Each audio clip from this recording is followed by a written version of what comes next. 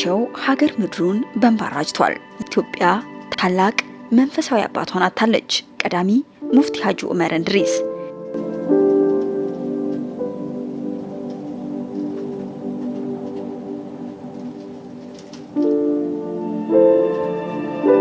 ይህ ስም የፍቅር፣ የትህትና፣ የአንድነትና የእውቀት መገለጫ ነበር። አንድ ሰው በእውነት አባት ሲሆን፣ የእምነት አባት ሲሆን፣ የሀገር አባት ሲሆን ሞቱ ሀገር ምድሩን በእንባ ያራጫል። የመቻቻል አርያ፣ የታላቁ መሪ አስገራሚ የህይወት ጉዞና ከትውልድ ወደ ትውልድ የሚተላለፈውን የማይጠፋ ትምህርት በጥልቅ እንቃኛለን።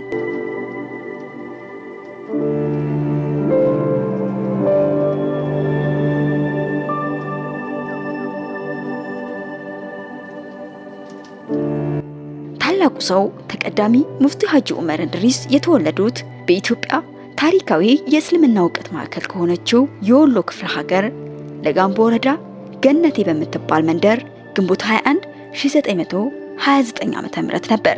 ገና በለጋ ዕድሜያቸው የእውቀት ጥማት በልባቸው ስር ሰዷል።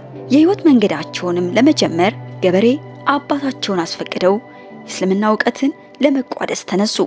ራሳቸው እንደተናገሩት ይህ ጉዞ ለቀጣይ 50 ዓመታት የሚዘልቅ የአስተማሪነትና የመሪነት ዘመን መሰረትም ነበር።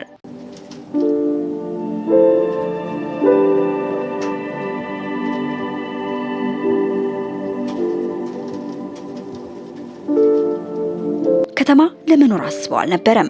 ከ50 ዓመታት በፊት ወደ አዲስ አበባ የመጡት በደሴ ከተማ ጀምረውት የነበረውን ትምህርት ለመቀጠልም ነበር። ኡስታዛቸውን ሐጂ መሐመድ ሳኒ ሀቢብን ፍለጋ ነበር። በወቅቱ ሐጂ ሳኒ የኢትዮጵያ የእስልምና ጉዳይ ጠቅላይ ሊቀመንበር ነበሩ። ነገር ግን እጣ ፋንታቸው ሌላ ነበር። እሳቸው መምህራቸውን እንደፈለጉት ደሴ ከተማ ውስጥ ያስተማሯቸው የነበሩ ተማሪዎችም እርሳቸውን ፍለጋ ተከትለው ወደ አዲስ አበባ መጡ።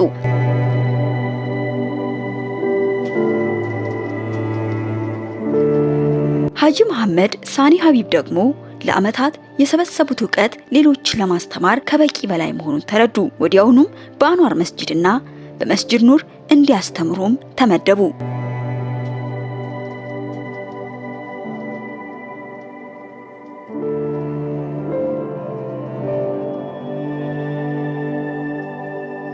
የተቀዳሚ ሙፍቲ የሥራ ዕውቀትና ሕይወት ሚዛናዊ ነበር። ግማሽ ቀኑን ለራሳቸው ዕውቀት ሲሰበስቡ፣ ቀሪውን የቀን እኩሌታና ምሽት ላይ ደግሞ በማስተማር ያሳልፉ ነበር። የተቀዳሚ ሙፍቲ አስተዋጽኦ በማስተማር ብቻ አላበቃም። ከ50 ዓመታት በላይ በዘለቀው የአዲስ አበባ ቆይታቸው ቅዱስ ቁርአንን ከ300 ጊዜ በላይ በትርጉም አስተምረዋል። የሚገርመው ግን ከጻፏቸው በርካታ መጽሐፍት የህትመት ብርሃንን ያገኘው አንድ ብቻ ነው።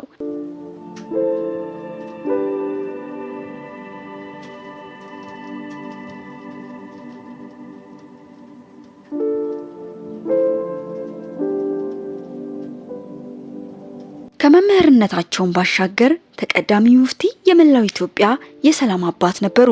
በኢትዮጵያ የተለያዩ አካባቢዎች የተፈጠሩ ሃይማኖታዊ አለመግባባቶችንና ግጭቶችን በመፍታት ረገድ ሳይጠሩ የሚገኙ ታላቅ መሪ ነበሩ።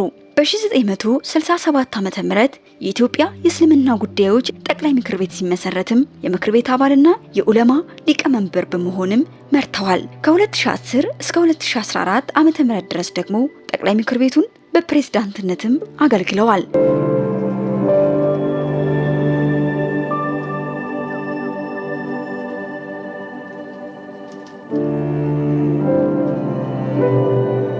የአዲስ አበባ ዩኒቨርሲቲ ለሀገርና ለሃይማኖት ላበረከቱት አስተዋጽኦም እውቅና ሲሰጥ በ2011 ዓ.ም የክብር ዶክተሬት ሰጥቷቸዋል። ነገር ግን በኢትዮጵያውያን ዘንድ ትልቅ ማዕረጋቸው የእውቀት አባትነታቸውና የመልካም ምክራቸው ኃይልም ነበር።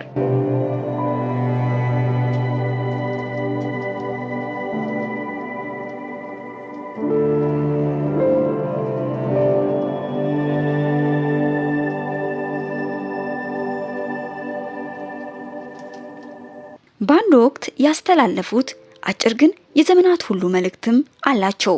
በመላው ኢትዮጵያውያን ልብ ውስጥም የሚሰማውና የሚወሳው ምክራቸው ይህ ነበር። ሰው ሁኑ፣ ሰውነት ይቀድማል።